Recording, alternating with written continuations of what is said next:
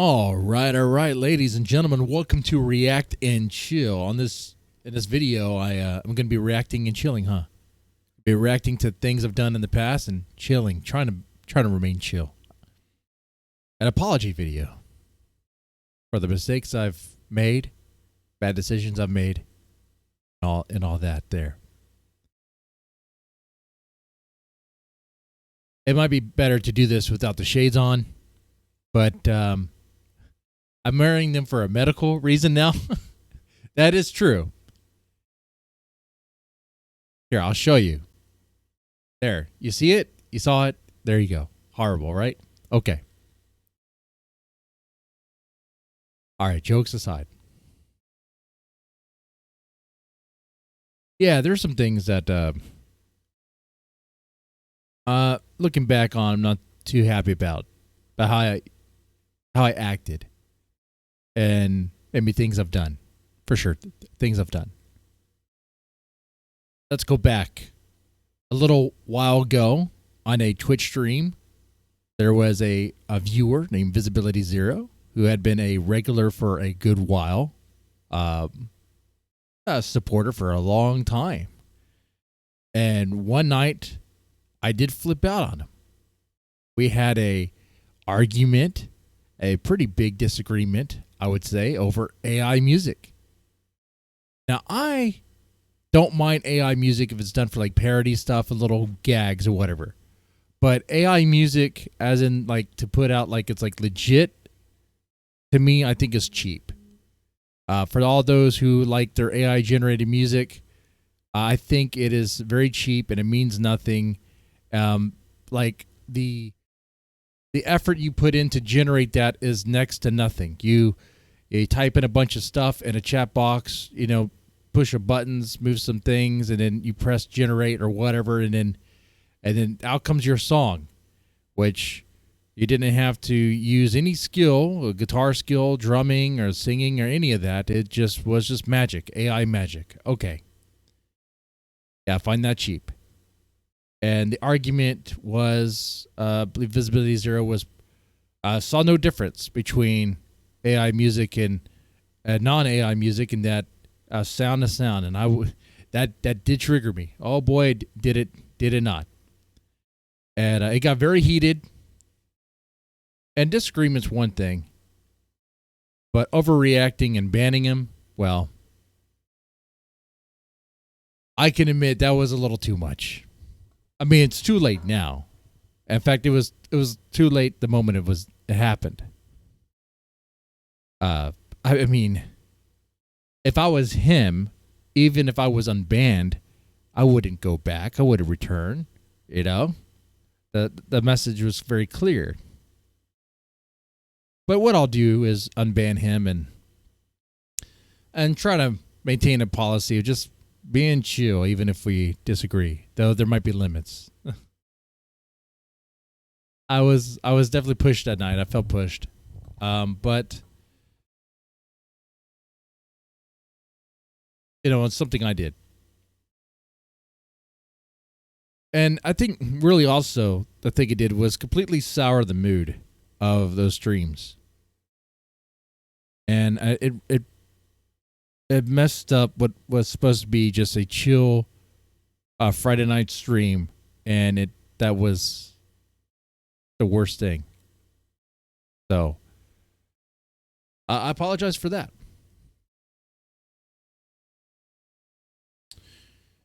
What else? Okay. Well, there is the hat. The LOVEBITES hat. LOVEBITES hat. That bad decision, right? Now, I'm going to tell you the reason why I did that. And what I'm talking about is selling the LOVEBITES hat, which, by the way, did not sell. Not a single hat was sold. I don't know if you know this, but there's a LOVEBITES hat behind me. You could see it in the background. It's next to the Lone Star, the Japanese seltzer, and the water. The LOVEBITES hat I acquired when I saw LOVEBITES in Dallas.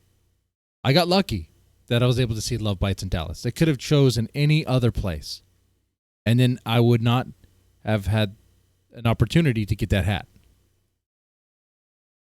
Now some will say, you could just buy that hat online. It's not as easy as it seems. Believe me, I've looked around. You could look around on their official website and try to find a hat, but it is sometimes sold out, sometimes not the one you're looking for. The one that they used to have, they may not have anymore. Might be out of print and all that stuff. And then if you do find it and you do purchase it, you have to go through a proxy site to even get it, which could be a whole hassle. If that was the way all bands did merchandise, far fewer people would get merchandise. You know, the reason why you see all these people wearing band T-shirts and band stuff, gear, is because it's readily available. Okay, they can just go into a store and get this stuff, or buy it off of Amazon, whatever. You can't really do that with merch from Japanese bands for logistic reasons. I mean, they're not selling here because it doesn't make any sense, first off, and also it would cost more than what they would probably get. That makes sense to me. But what I'm saying is, what I'm trying to tell you, trying to describe to you, is that if I lose that hat behind me, I will never have another one. I will not be able to acquire another one. Now, when I made the LOVEBITES hat, I made it for me so I can get a backup. I didn't even get the backup. I did not even get that. Somehow the listing on Teespring was suspended or shut down before I can even get the first hat. My hat, the demo hat, which is weird because other people are selling it on Teespring. So why my hat? I know I upset some people, and some of them are diehard fans, and I understand. I get it.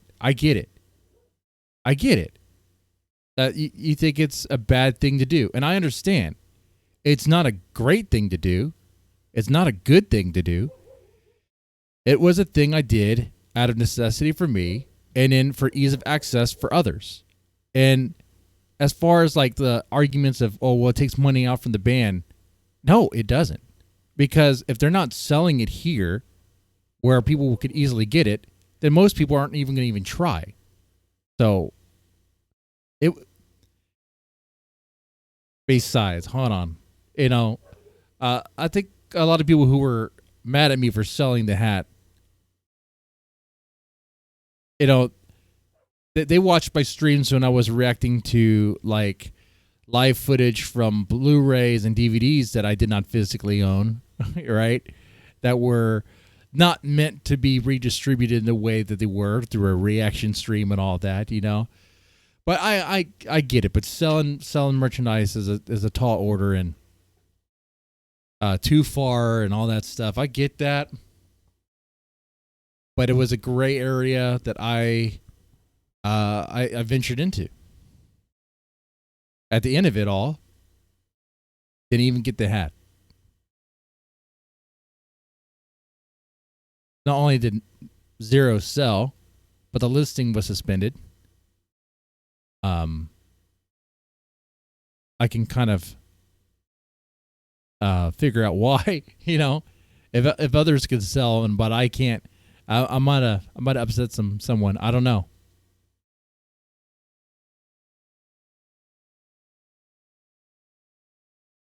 Was it a mistake? Well, yeah, for sure.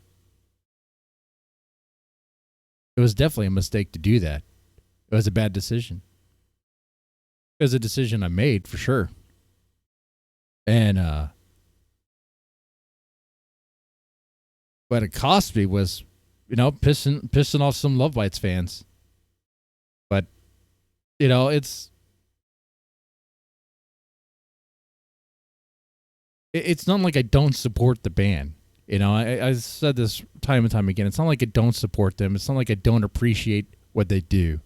It's not like I don't buy the Blu-rays when they come out, right? It's not like I don't do that.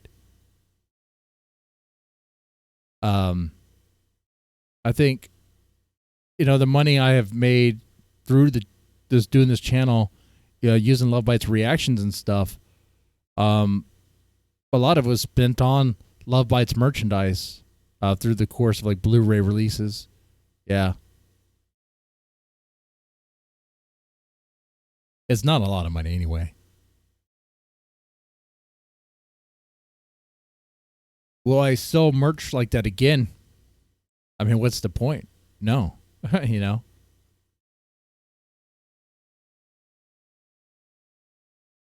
Not worth it.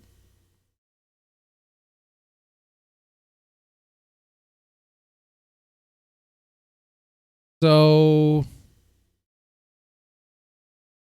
but the other thing, going back to the first thing, I want to make sure like the Friday night reacts are chill, man, and cool. Like everyone that's there is allowed to send requests, and unless you hear from me that I have a problem with the requests you send, don't assume, because I know something else was happening, and I don't know to the extent of it, but I think some people were telling others or trying to put it out there like to not send in requests, or like, oh, your request isn't welcome to whatever.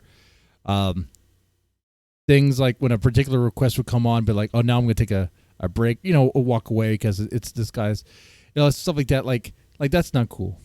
Like, I guess I'll have to do it where like, hey, if you don't like what the request is, and I'll be constructive about it. If you can't do that, then why are you there? Not everything we react to is going to be something you like.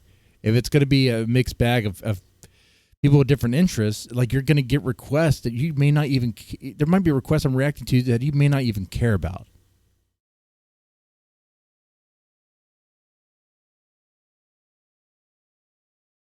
So I noticed a lot of that was happening in the chat, and like people were wanting me to moderate that, but it's like all I could really do is tell people to try to have a good time and try to be nice.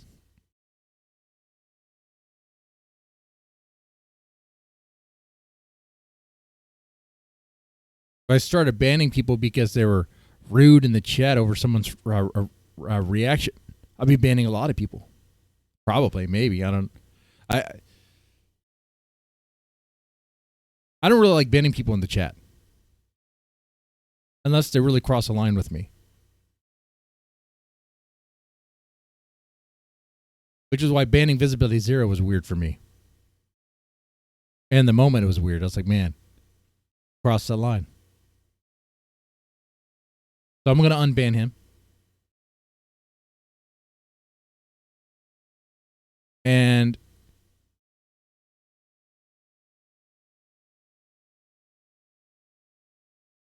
I'll explore this idea of just like letting the chat figure it out and have the means to like you have the, I believe you have the tools as a viewer,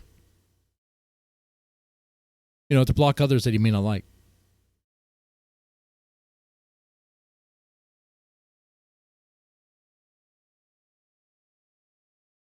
Or actually, I tell you what I'm probably have to end up doing is those are that are rude in the chat during someone's request, I might have to call them out and, well, tell them to knock it off.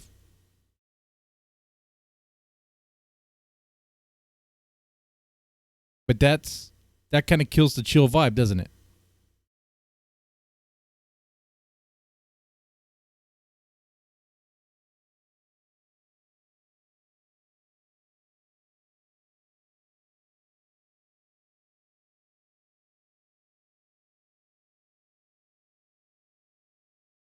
Yeah, you can be constructive, but if you can't, then gonna have to hold your tongue there.